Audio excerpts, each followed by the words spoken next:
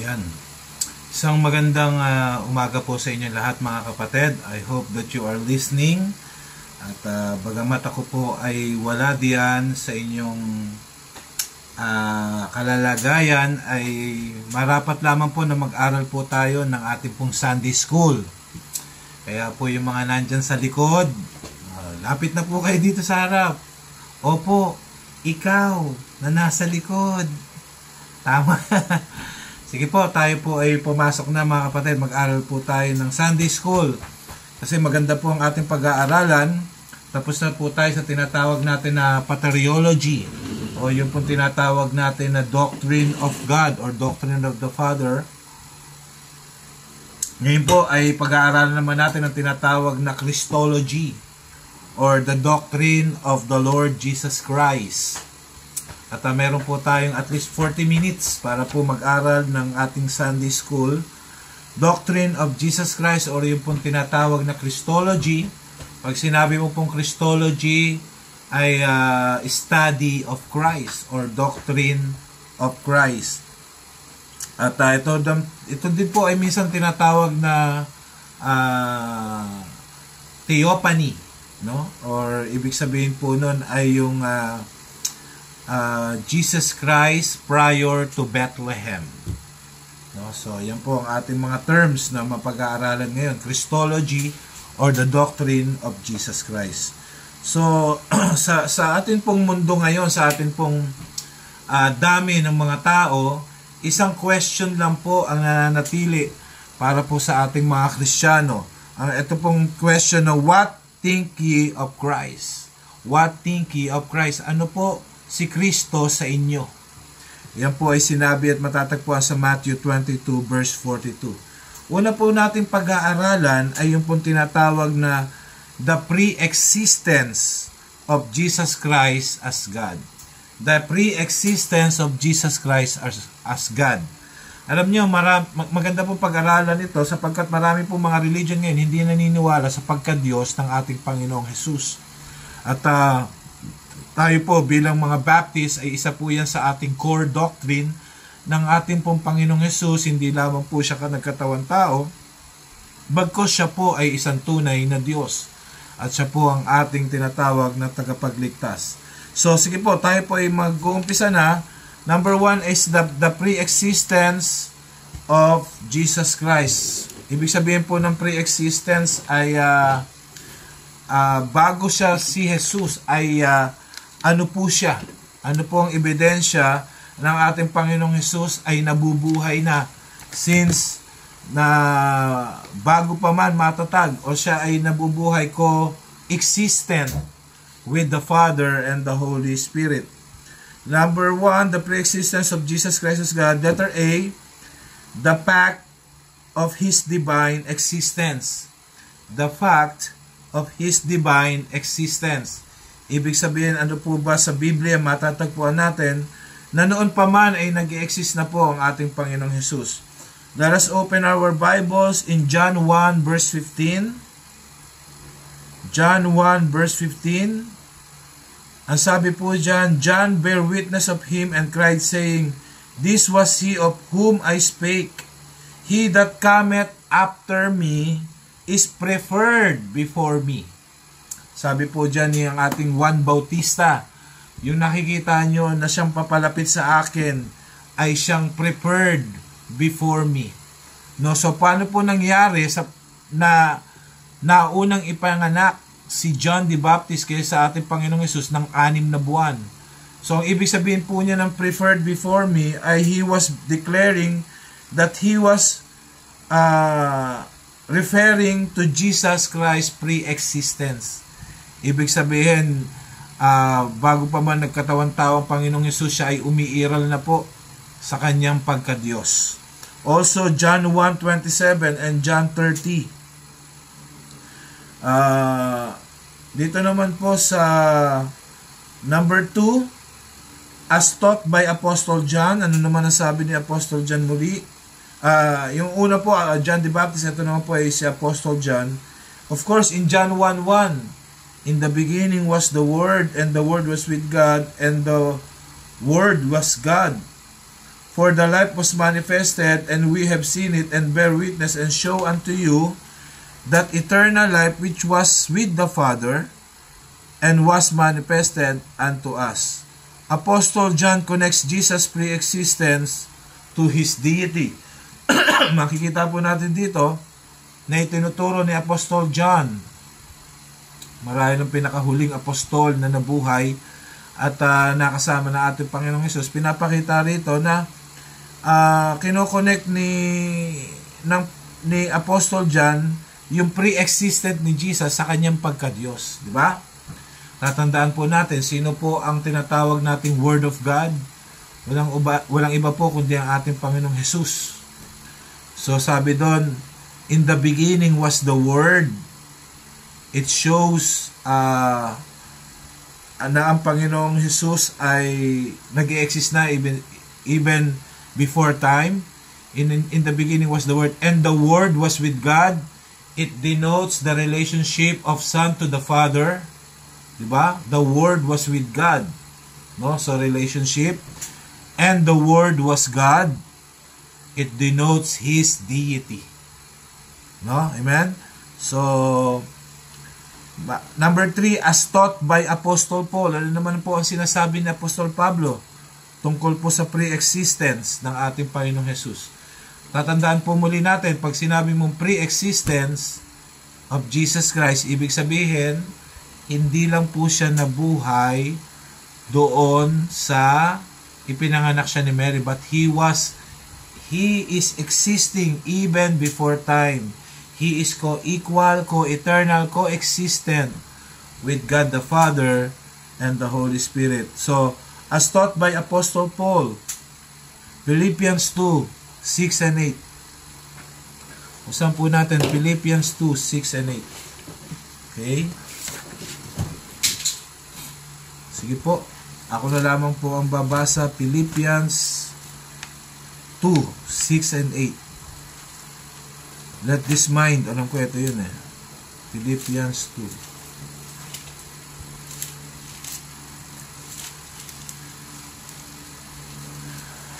Ayan. Philippians 2, 6 to 8.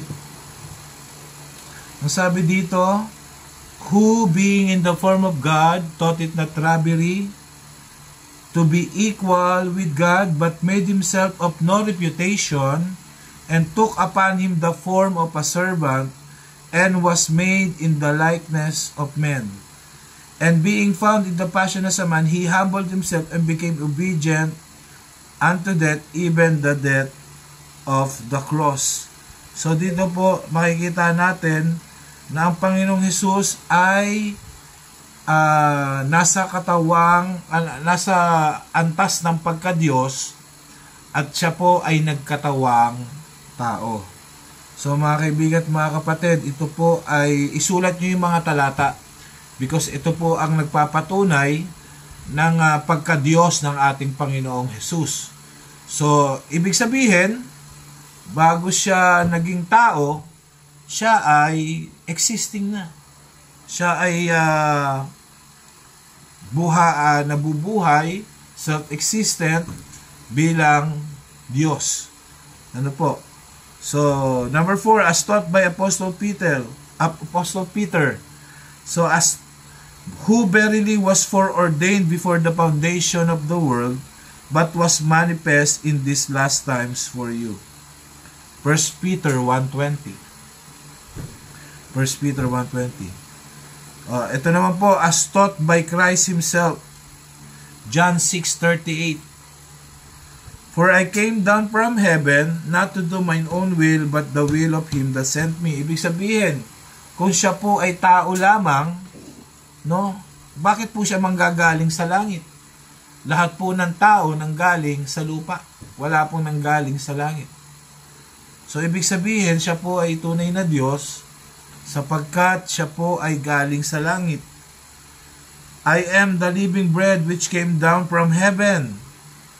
No? If any man eat of this bread, he shall live forever, and the bread that I will give is my flesh, which I will give for the life of the world.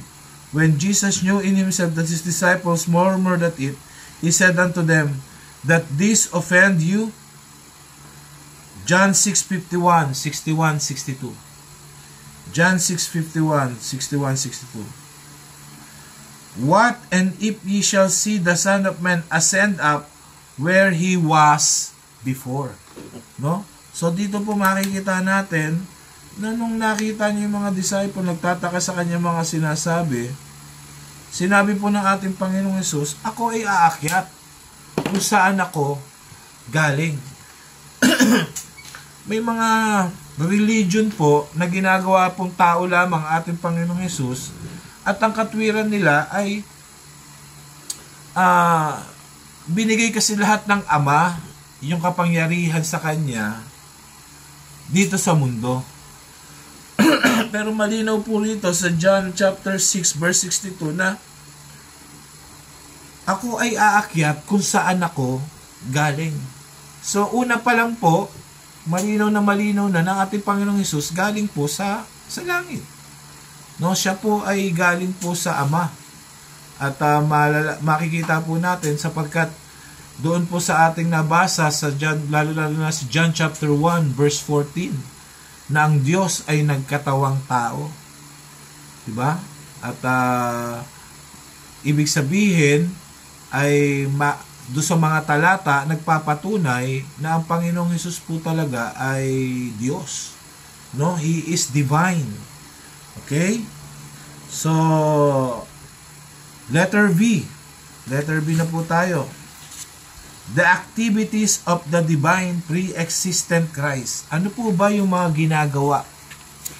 Ang Panginoong Hesus po ba nung siya ay nasa anyong Diyos ay nang nasa langit nung hindi pa po siya nung hindi pa siya pinapanganak dito po sa Bethlehem? Ano po ba yung mga kanyang ginagawa? Paano natin mapapatunayan na ang Panginoong Hesus ay Diyos? Una, sa kanyang mga ginagawa nung siya ay hindi pa pinapanganak sa Bethlehem. Ano po? So, number 1, John 1:3. John 1:3. Ano po ang sabi sa John 1:3? Ang sabi po dyan, all things were made by Him, and without Him was not anything made that was made. Amen? Kaya nga po, walang bagay kung wala ang Panginoong Hesus. Bakit po? Kasi ang Panginoong Hesus po ang may gawa ng lahat ng mga bagay. Ang sabi po dito ay, and without Him was not anything made that was made.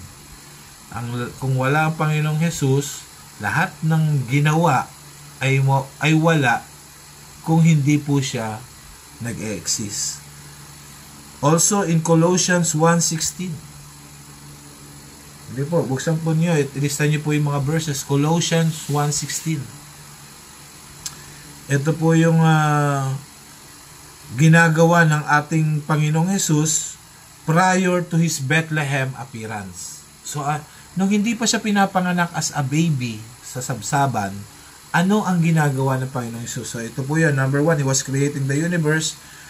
John 1:3 and Colossians 1:16.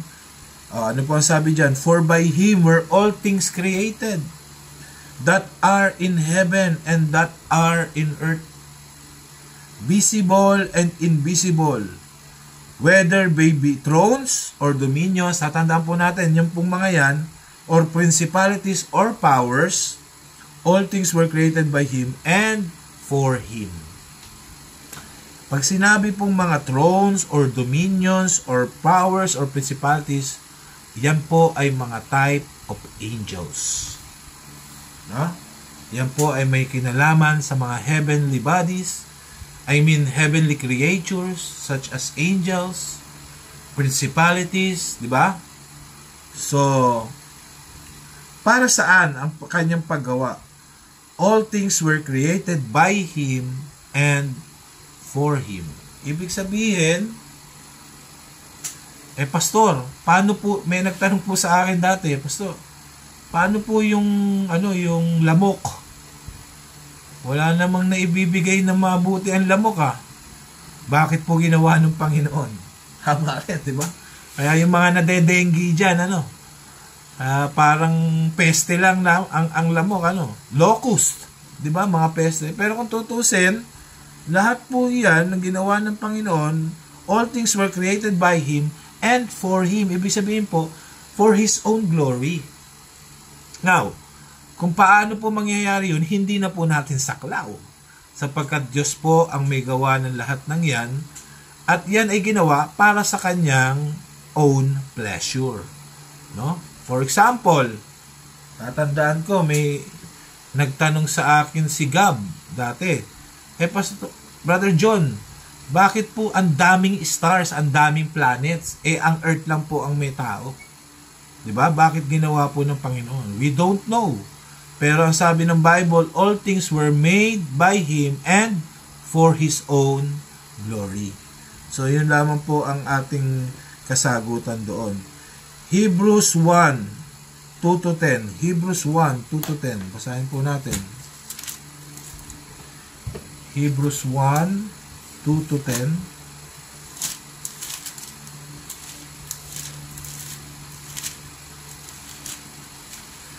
Hebrews chapter 1. Excuse me po. Hebrews chapter 1 verse 2.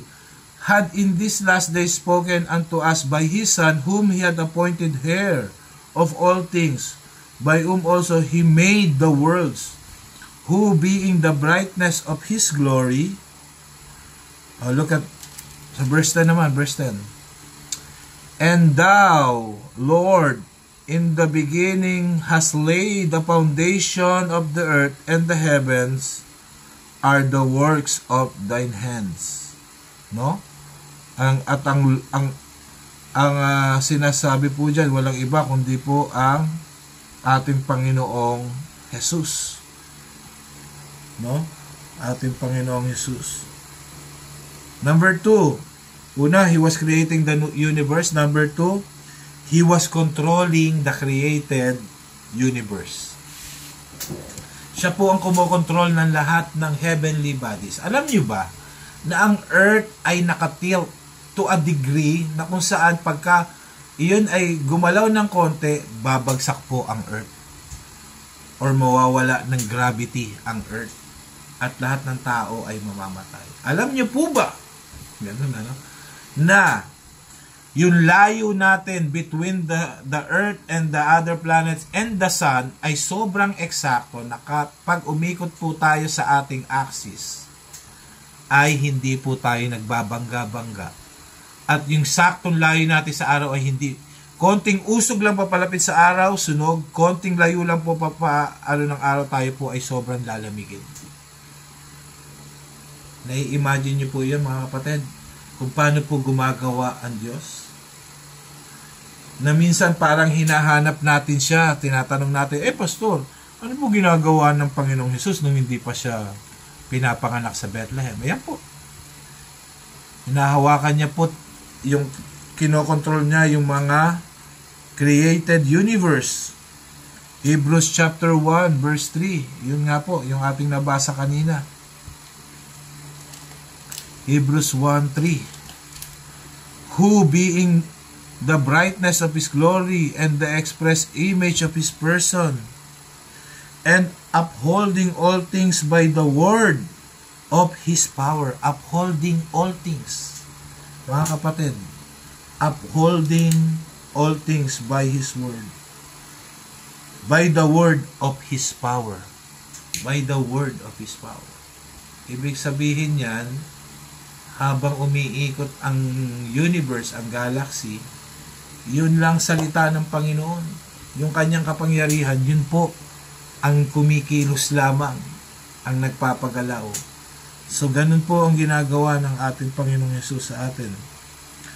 And also in Colossians 1:17, and He is before all things, and by Him all things consist. When you say all things consist, it holds together. Yan po yung sinasabi ko kanina. Diba? sabi dito, our Lord Jesus not only put all things, He did not only create all things, na, lagyan mo dito ng stars, lagyan mo ng planet. Hindi lang basta-basta po yung create ng Panginoon. Hindi lang po yan basta-basta walang kwenta na inilagay niya yung galaxy. Iyan po ay kanya pong hinahawakan at kanya po iyang kinokontrol. He continues to keep all things together. Kaya mga kapatid, in application minsan, sa ating pong buhay na may problema tayo, parang hindi po hawak ng Panginoon yung future. Kung iisipin lamang po natin, hawak nga ng mundo ang galaxy, ang universe. Siyang nagkokontrol ng lahat ng bagay, every minute, every second, every day. Tapos minsan mamomroblema tayo mga Kristiyano. Oh, how we have a little faith. Pagka po ganyan mga kaibigan, mga kapatid. So, dapat po sa atin pong doktrina, hindi lamang basta tayo nag-aaral ng doctrine. In application, may a-apply din po natin ito sa ating buhay mga kapatid. Tignan nyo. Ang Panginoon po ay kinokontrol ang universe. Yung lahat ng bagay. Bakit po tayo magwo-worry? Ano po? Amen? Amen. So number 3, He was communing with the Father. Number 3, He was communing with the Father. Ito po yung mga tatlong bagay na ginagawa ng ating Panginoong Hesus nung hindi pa siya ipinapanganak sa Bethlehem.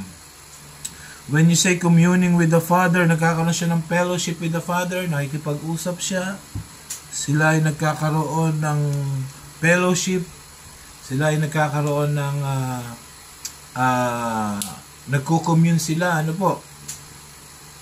John 17:23. John 17:23.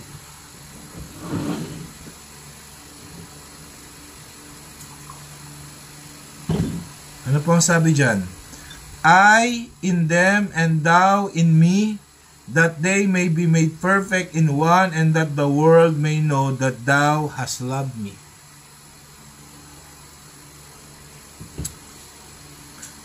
Makikita po natin yung communing with the Father ng ating Panginoong Hesus.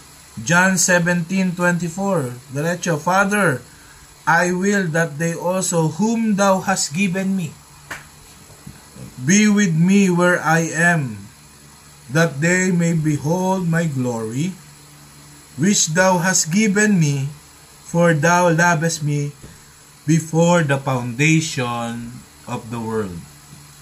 So makikita po natin dyan na bago po itayo ang mundo, ay minahal na po siya ng Ama. Sila ay nagko-commune with each other. Sabi nga po, tulad sa John 1:1, in the beginning was the Word. It shows God, Jesus Christ, the Word is existing, self-existing, and the Word was with God. The Word is in relationship with the Father, and the Word was God. Ang verbo or the Word is divine. No? So yan po yung tatlong ginagawa ng ating Panginoong Hesus habang siya po ay hindi pa ipinapanganak sa Bethlehem. Number 2, sa ating pong puntos, the Old Testament ministry of Jesus Christ. Ano naman ang ginagawa ng Panginoong Hesus nung hindi pa siya pinapanganak sa Bethlehem sa Old Testament? Now, the Old Testament records a number of theophanies.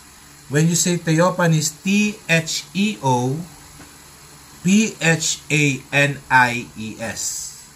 A theophany is a pre-Bethlehem appearance of Christ.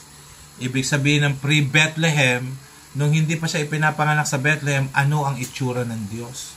Or ano ang kanyang ministeryo? Okay? No, alam ko ito ay medyo may nagtanong na sa akin, pastor, ano po ang nasaan po si Kristo? Kasi ang alam natin, pinanganak lang siya December 25. Hindi po. Una, hindi siya December 25 pinanganak. Pangalawa, nung pinanganak siya, hindi ibig sabihin nun, yun yung nag-start ng kanyang existence. Hindi po. Tatandaan nga po natin, di ba, ang sabi sa Bible and thou hast prepared a body before me. Yung pong kapanganakan niya dito sa mundo, ay yung katawan nun ay prepare lang. Ibig sabihin, nag-i-exist na po siya. No, so, theophany is a pre-Bethlehem appearance of Christ. Most Bible theologians hold that the recurring angel of the Lord episode in the Old Testament is to be identified with Christ Himself. No, so meron po ako ditong libro na binabasa at ang sabi po rito sa Christology, the angel of the Lord in the Old Testament is said to be God. Di ba? Kumbaga, lagi nating iniisip na yun ay Diyos. Pero kung titingnan po natin, in John 1:18, sige po, buksan nyo. John 1:18, it teaches that no one had ever seen God the Father. So, basically, or theoretically, hindi po yun Diyos Ama. Diba? Kasi no one had ever seen God. Okay. And that God the Son is the revealer of the Father. Diba siya yung full image ng Diyos Ama. Sabi niya Jesus Christ, if you have seen me, you have seen the Father. So kung atin pong logically, lahat po ng mga nagpakita at nagsabi na angel sila, nagpakitang angel in Old Testament, walang iba po yun kundi ang ating Panginoong Jesus. No? Pero hindi po lahat ng angel doon ay ang ating Panginoong Jesus. Malalaman nyo lang na iyon ang ating Panginoong Jesus kapag siya ay niluhuran at hindi niya pinatayo. No? So, makikita natin yan. Ano po ang mga example? So, ang sabi po dito, therefore, the angel of the Lord in the Old Testament is the pre-existent Christ. Okay? Therefore, the angel of the Lord in the Old Testament is the pre-existent Christ. So, balik po tayo sa ating pag-aaral. Ang una po natin makikitaan ng theophany sa Bible ay nasa Genesis 48:16. Genesis 48:16.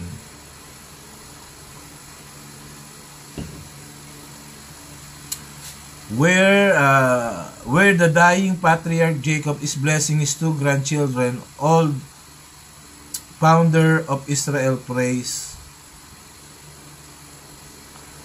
The angel who redeemed me from all evil, bless this lad.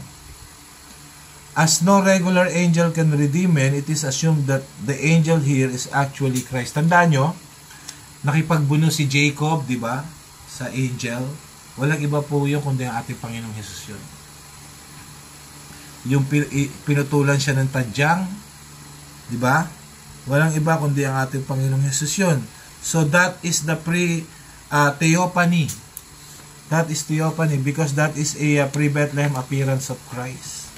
Bakit? Kasi pagdating sa Genesis 48:16, sabi ni Jacob, the angel who redeemed me from all evil, bless this lad. Wala pong ibang nagre-redeem kundi ang ating Panginoong Jesus. Amen? Okay, another. The second passage can be found in Judges 13. Judges 13, where a barren couple has learned from the angel of the Lord about the future birth of Samson. In gratitude, Manoah, the father, requests the name of the angel that he might call the babe after him. Note the answer. Ano po sabi sa Judges 13:18? Judge 13:18. And the angel of the Lord said unto him, Why askest thou thus after my name, seeing it is secret? Yung word na secret po doon, ang ibig sabihin nun, it is also translated sa Hebrew as wonderful. Wonderful. Pagdating po sa Bible, sino po ba ang sinasabi na wonderful? Look at Isaiah 9:6. Look at Isaiah 9:6. Sino ang wonderful? Kanino ito pinatutungkulan? For unto us a child is born. Walang iba kundi ating Panginoong Hesus. Unto us a son is given, and the government shall be upon his shoulder, and his name shall be called Wonderful, Counselor, the Mighty God, the Everlasting Father, the Prince of Peace. Yung pong sinasabi na secret, which is in Hebrew word wonderful, walang iba po kundi ang ating Panginoong Hesus. So that is another theophany. No, yung nagpakita po kay Manoah. Si Manoah po ang tatay ni Samson. Okay? So next, ano pang makikita natin? He appeared to Hagar, ba? Abraham's Egyptian wife, in Genesis 16:7-14. Genesis 16:7-14.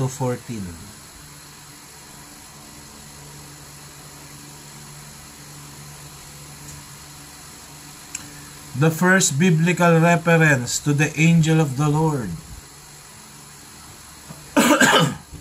occurs here as he tenderly ministers to a pagan and pregnant Egyptian girl. Genesis 18:1. Tapos 22:11-13. Genesis 18:1. He appeared to Abraham. Diba, dalawang appearance to. These two appearances came at critical times in Abraham's life. One in Genesis 18 concerned himself with the destruction of Sodom. Diba? Tandaan nyo. Buksan nga natin Genesis 18. Ito yung mga Sodomites. Genesis 18. Hindi ko alam kung ilang angels yung pumunta rito eh.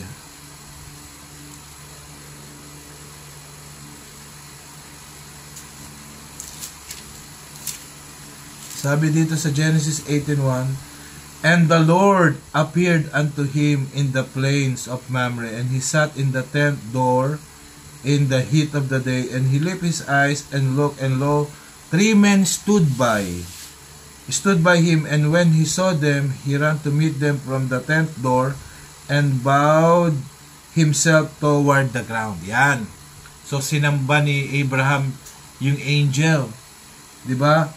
And said, My Lord. So, ito ay isa sa theophany nito. Bakit? Kasi, pagka hindi ito Diyos, sasabihin sa iyo ng angel, wag mo akong sambahin. Tulad ng ginawa ni, di ba, yung si Gabriel ba yun? Na wag mo akong yukuran, sabi niya doon sa, kalimutan ko yung, pero pagka hindi ka pinatayo, ibig sabihin nun, ang ating Panginoong Hesus yun. Verse 3, And said, My Lord, if now I have found favor in thy sight, pass not away, I pray thee, from thy servant. Let a little water, I pray you, be fetched, and wash your feet, and rest yourselves under the tree. Diba? Verse 6, And Abraham hastened into the tent unto Sarah, and said, Make ready quick 3 measures of fine meal, knead it, and make cakes upon the hearth. So, yung tatlong, angel, yung isa doon ay ating Panginoong Hesus. So, yan yung nakita kay Abraham. So, kung mapapansin nyo, ating Panginoong Hesus, sinasabi siya na angel of the Lord. Diba? Pero iyon ay ang ating Panginoon, kasi ibig sabihin doon ng angel of the Lord is messenger of the Lord. So ganun po ang ibig sabihin ng pagdating sa theophany. Genesis 28 verse 13. Genesis 28 verse 13, Genesis 32 24 to 32, and Genesis 48 verse 16. Okay? He appeared to Jacob. Ito yung nakipag-wrestle siya sa ating Panginoong Jesus. Yung pong sinasabi dong angel, walang iba kundi ang ating Panginoong Jesus po yun. This was doubtless that same divine one he had seen standing atop a ladder some 20 years before. Kasi nanaginip po itong si Jacob na may stairway to heaven, at doon sa stairs ay nakita niya yung Panginoong Jesus. So it is the same. He appeared to Moses. Nagpakita kay Moses. Exodus chapter 3 verse 2. Exodus 23:20. Exodus 33:18 to 23. Yan. These three occasions were all connected with Mount Sinai. Alam niyo, Mount Sinai, it is the mountain of God. The first was near the mountain, and when the Lord saw that he turned aside to see, God called unto him out of the midst of the bush and said, Moses, Moses. And he said, Here am I. And he said, Draw not near here. Put up thy shoes from off thy feet, for the place whereon thou standest is holy ground. Exodus chapter 3 verse 4 to 5. Okay? Ang kala natin yung boses na yun ay sa Diyos Ama. Yun po ay sa ating Panginoong Jesus. Now, second occasion, Exodus 23:20. Behold, I send an angel before thee, to keep thee in the way, and to bring thee into the place which I have prepared. The final occasion was in the mountain. Exodus 33:22. And it shall come to pass, while my glory passeth by, that I will put thee in a cleft of the rock, and will cover thee with my hand, while I pass by. Ito po ay Panginoong Jesus din. Ang ating Panginoong Jesus. He appeared to Joshua. He appeared to Joshua. Joshua 5:13 to 15. Joshua 5:13 to 15. Tatapusin lang po natin itong mga mga pinagpakitaan ng theophany. Okay? Next, he appeared to Gideon. Judges 6:11 to 24. Judges 6:11 to 24. The angel of the Lord finds a very discouraged Gideon threshing wheat beside a winepress to hide it from the oppressing Midianites. He appeared to Samson's parents. Yun nga, si Manoah, na ano natin yan. Judges 13. He appeared to Isaiah. Isaiah 6:1 to 13. Isaiah is allowed to see more of the glory of the pre-incarnate. Kung meron po mga propeta, ito pong sa Isaiah ang maraming pinagpakitaan ng theophany. Ano po? Isaiah 6:1 to 13. He appeared to 3 young Hebrews in the fiery furnace, di ba? Nung inilaglag si Shadrach, Meshach, Abednego sa nag-aapoy na furnace, ang sabi nung hari ay, I saw a son of man. No? Sabi sa Daniel 3:24-25, and the form of the fourth is like the Son of God pala. Son of God. Daniel 3:24-25. He appeared to Daniel also. Daniel 6:22. Daniel 6:22.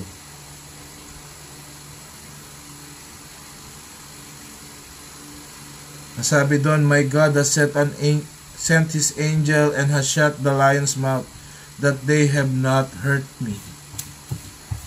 So makikita natin mga kapatid na talagang noon pa man nag-i-exist na ating Panginoong Jesus at siya po ay kahit hindi pa ipinapanganak sa Bethlehem ay meron na pong trabaho na ginagawa sa Old Testament. He appeared also to Zechariah in Zechariah chapter 1 verse 8 to 13. Diba? At kumbaga ay ang ating Panginoong Hesus po noong pang Old Testament kumikilos na. And then, pagdating po sa New Testament, siya po ay talaga nagkatawang tao na. No? So, maganda po na malaman natin yung ministry ng Panginoong Hesus nung siya ay hindi pa ipinapanak bilang Kristo. Na para po mapatunayan natin na ang Panginoong Hesus ay talagang tunay na Diyos. So, siya ay co-existent, co-equal, co-eternal with the Father and the Holy Spirit. So, dyan po natin tatapusin. Ang susunod po natin, the virgin birth. Dyan po, ay nandyan na po ako next Sunday. At dyan po nagtatapos ang ating Sunday School. Let us pray. Dakila po namin Diyos. Salamat po, Ama. Sa inyo pong ipinagkalob sa amin na pag-aaral ng inyong salita. Salamat po, Panginoon, at ikaw po ay tunay na Diyos. Amin pong sinasamba na isang Diyos na nagkatawang tao na patuloy na nakikiniig sa mga tao upang kami po ay magrepent at ikaw po ay aming sambahin, Panginoon. Lord, dakila ka po sapagkat ikaw po ay bagamat nasa katawan tao, ikaw po ay tunay na Diyos at ibinaba mo ang iyong sarili upang kami po ay abutin. Lord, pagpalain niyo po kami. Patuloy po naming malaman ang patungkol po sa inyo at gabayan mo po, Panginoon, ang inyo pong mga anak na ito. Maraming salamat po sa pagtatapos po ng aming Sunday School. Ang lahat po ito'y dalangin namin sa pangalan ni Jesus. Amen at Amen. Salamat po mga kapatid. Tapos na po tayo sa ating Sunday School. God bless po sa inyong lahat. See you!